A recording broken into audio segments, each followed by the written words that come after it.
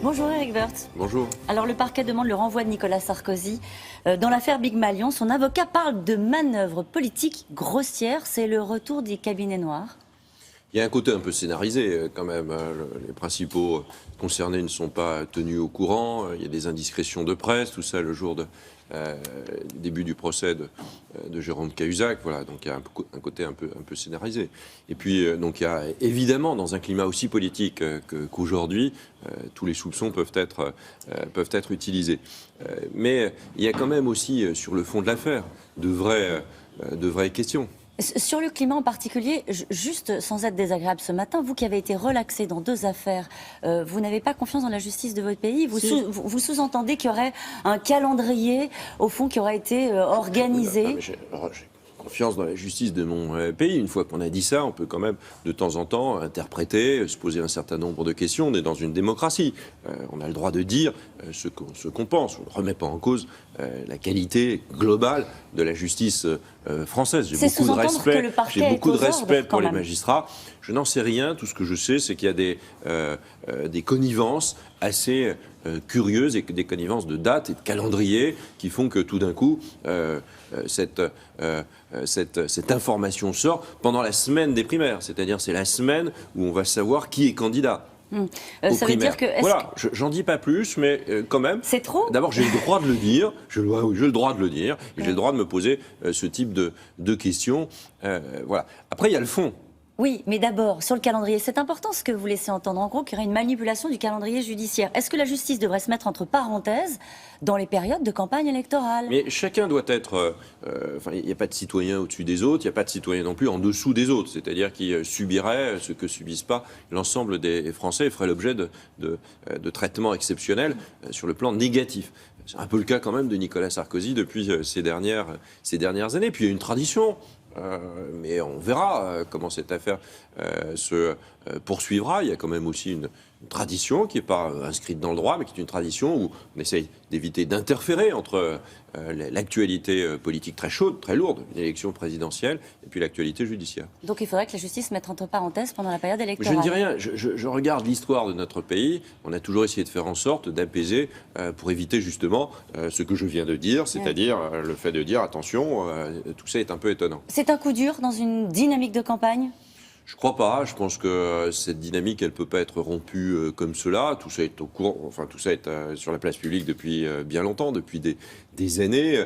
C'est pas. D'abord, c'est pas c'est pas une condamnation. C'est le parquet qui donne sa propre opinion, qui requiert. Les juges d'instruction auront à décider. Et la vérité, c'est qu'on est présumé innocent tout au long du parcours, jusqu'à ce qu'on soit éventuellement condamné. C'est pas le cas. On est loin de cela. Nicolas Sarkozy a obtenu beaucoup de non-lieux jusqu'à présent, et ça va continuer, je pense. Donc sur le fond de l'affaire, la vérité, c'est que non, vous m'interrompez. Pas du tout. Vous voulez pas ? Je vais dire un mot sur le fond quand même. Le premier point, c'est que Nicolas Sarkozy, il a déjà été jugé pour ça.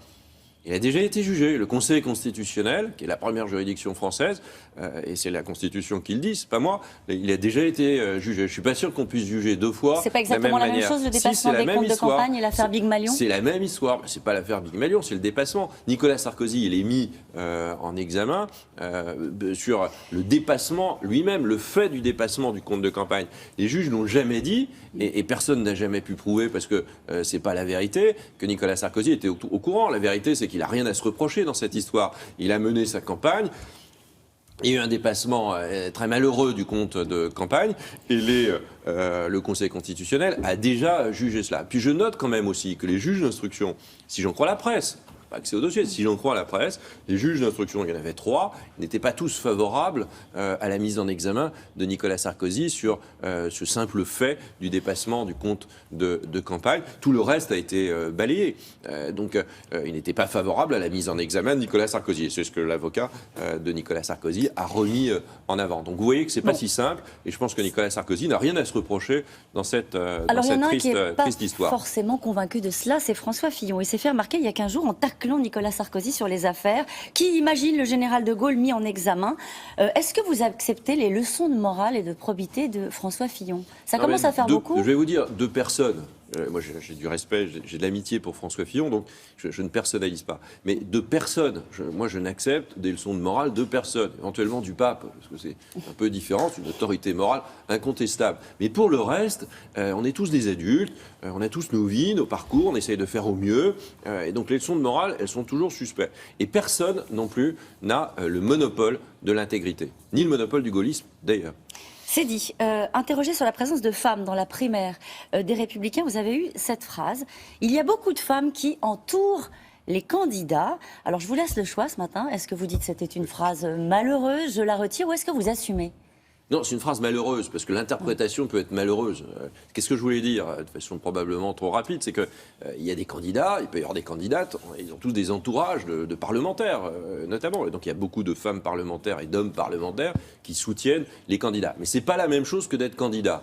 Je suis aussi d'accord là-dessus. C'est pas la même chose que d'être candidat. Donc, si vous voulez parler de Nathalie Kosciusko-Morizet, c'est ça, n'est-ce pas ? Si vous voulez parler de Nathalie Kosciusko-Morizet, ce serait mieux que Nathalie soit candidate. Ce serait mieux pour plein de raisons, et ce serait mieux. Maintenant, il y a une Ça a l'air de procédure. vous agacer ce sujet, Éric Woerth. Non, ça m'agace pas. Il y a des règles. Moi, j'aime bien. Il y a des règles. J'aime bien les règles. Il y a des règles. Elles ont été fixées par tout le monde, vous voyez, parce que sinon on ne s'y retrouve plus. Si vous jouez au foot sans règles, ça marche pas. Donc il y a des règles. Elles ont été pesées, sous-pesées. Nathalie a fait partie de celles et de ceux qui ont rédigé ces règles. Donc il y a des parrainages. On n'est pas dans une élection départementale, on est dans l'élection présidentielle. Si quelqu'un n'arrive pas à avoir ses soutiens, quelques soutiens, ça veut dire qu'il n'est peut-être pas tout à fait outillé pour être à l'élection présidentielle. Est-ce qu'il a eu raison de faire ça ? Alain Juppé fait ce qu'il veut. Moi, je pense que non, parce qu'on ne peut pas manipuler les règles. Et au fond, aller prendre ses propres soutiens, distribuer des soutiens à un tel ou un tel, ça a un petit côté assez malsain, me semble-t-il. Chacun est responsable de son parcours politique, et si on n'arrive pas à avoir des soutiens, c'est qu'il y a un problème son parcours politique aboutit à cela. Puis il y a Nadine Morano aussi. Il n'y a pas que Nathalie Kosciusko-Morizet, il y a aussi Nadine Deux femmes Morano. donc à la primaire des Républicains. Je préférerais, il y a des règles, je préférerais que Nathalie ou que Nadine soient candidates. Maintenant, il y a des règles, elles s'imposent à tous. Merci beaucoup, Éric Woerth. C'est à vous, William.